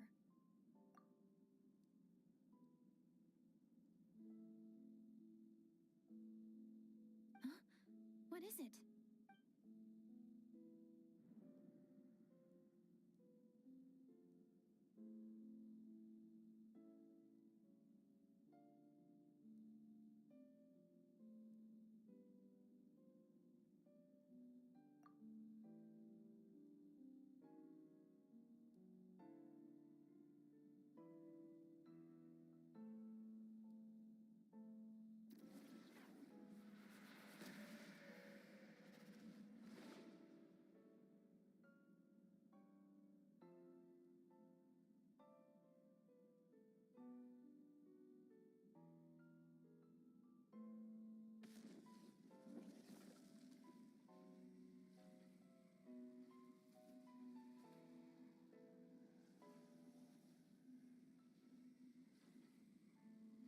So that's what happened. Istaroth, the ruler of time, must have had a hand in this. There's no other way that this meeting could have taken place. I knew only the ending. I've always been curious about the events that led to it.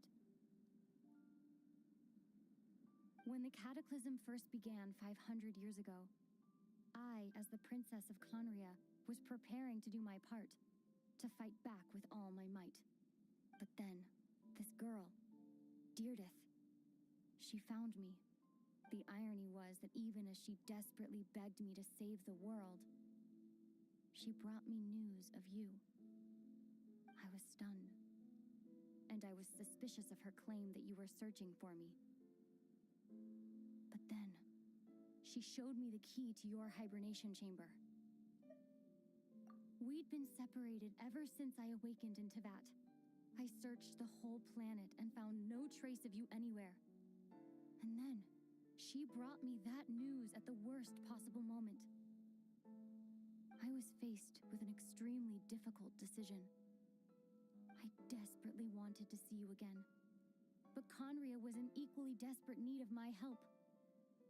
I knew that no matter what I chose, I'd regret my decision for the rest of my days. So I steeled myself against the guilt and made my decision.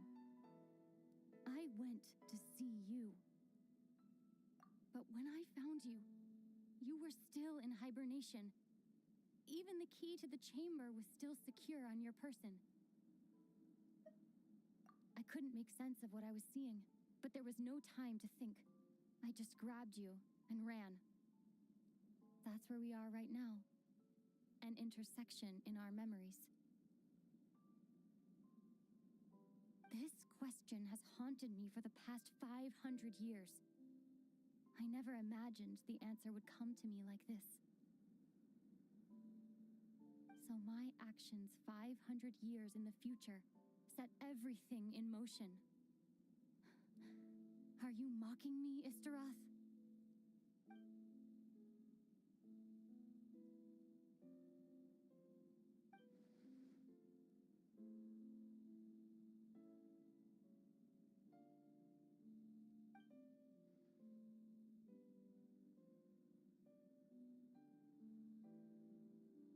Not yet, but I've taken a very important step.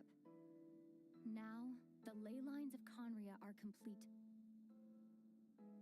I'd always thought that Tevat's ley lines were locked by the heavenly principles. No more can be added, and existing ones cannot be replaced. But then, I learned that Natlan's Night Kingdom appeared to be an exception to the rule. It has intrigued me ever since. So I directed the Abyss Order to feign an attack on Natlan, buying me some time to enter the Night Kingdom and negotiate with the Lord of the Night. Unfortunately, for other reasons, even the Night Kingdom cannot host any new ley lines. The most I could get was some room to carry out the weaving process.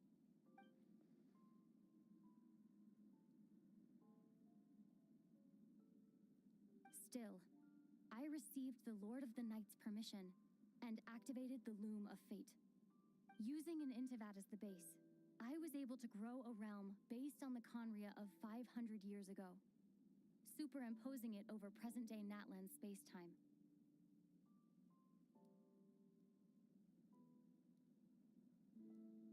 That superimposition is what allowed you and Deirdre to cross paths.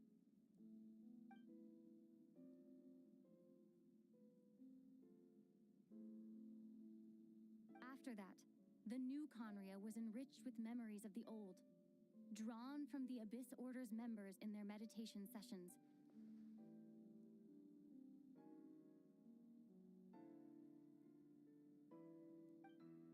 With those memories as raw materials, and the superimposed realm as a template, the Loom of Fate finally finished its work. What I now hold in my hand is the Atlas of the New World. This is the product of the Loom of Fate, holding within it the entire network of New Conria's ley lines. With this, the nation once known as Conria can rise again. One day, I will find a suitable host location for it.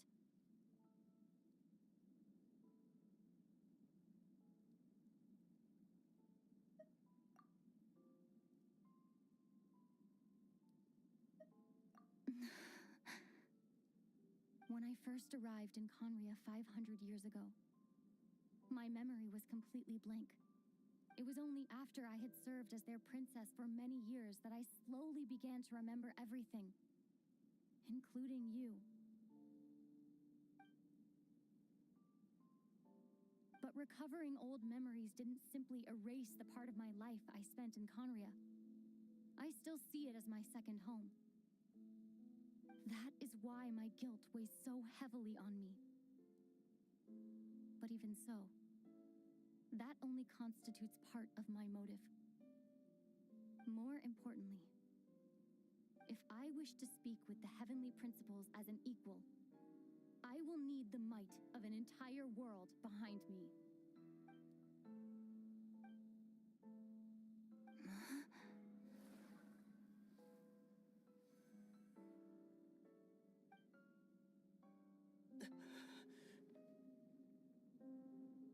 I don't know why, but the way you're talking, it just doesn't sound like you at all.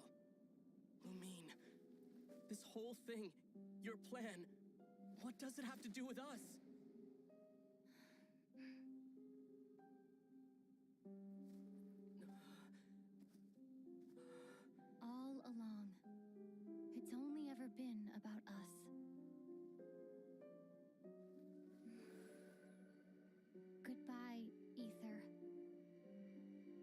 begin anew at the end of your journey.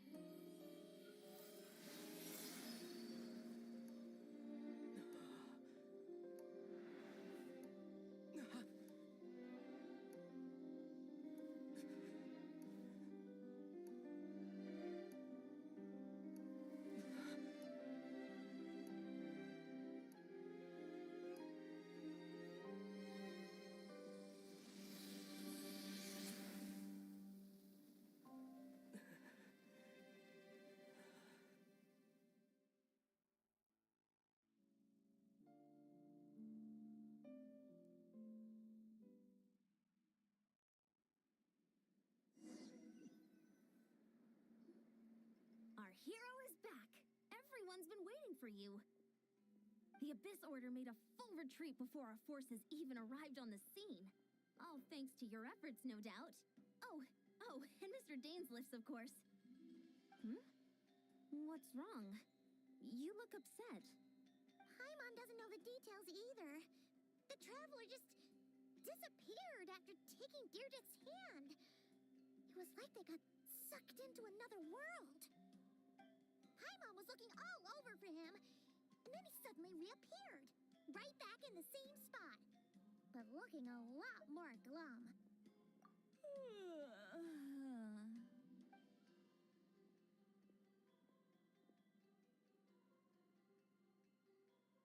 I think I got the gist of what happened.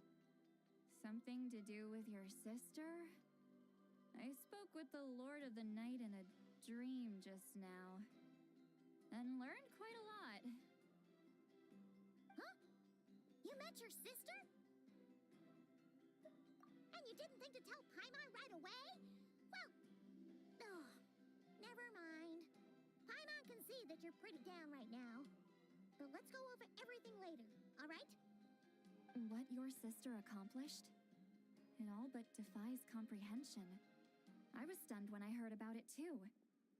But what surprised me the most was that the Lord of the Night actually chose to allow it. The Lord of the Night did try to explain it to me, but in a word, it's complicated. During the war with the Abyss, Malwika had an argument with the captain. Malwika believed that we should fight to protect our culture and memories, while the captain believed the preservation of the ley lines should come before all else. So, the Lord of the Night was very intrigued when presented with the Loom of Fate, and informed of its ability to weave ley lines. She saw your sister's actions as a potential third option, namely to preserve an entire nation in the form of an atlas. Preserve a nation? You've definitely lost me now. You're not the only one. With that in mind, the Lord of the Night gave the go-ahead once she was satisfied that the Loom of Fate wouldn't have any real effect on Natlan. However, I believe she imposed an additional condition of her own. An additional condition? Did she ask for something in return? No idea. She wouldn't tell me what it was. Huh. All right, well, let's not overthink this for now. We just won a war. Time for a well-earned drink to celebrate. I trust the Lord of the Night unreservedly. I'm sure she only involved herself to take a problem off our hands, so it's one less thing for us to worry about. Don't you agree, Traveler? Come on, let's head back to the Collective of Plenty. Oh, Varessa should be there too. We'll treat you to a real feast.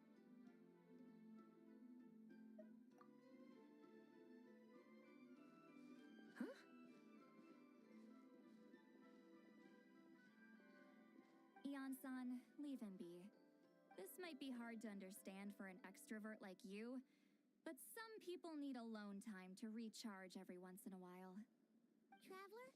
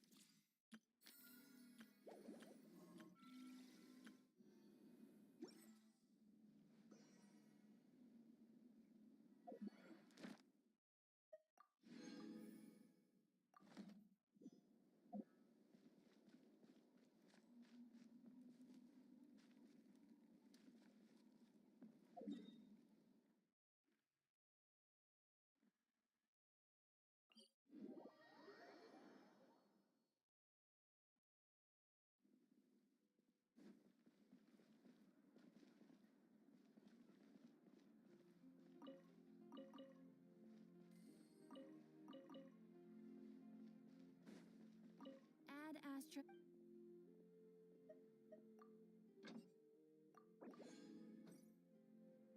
Add Astra. Thank you for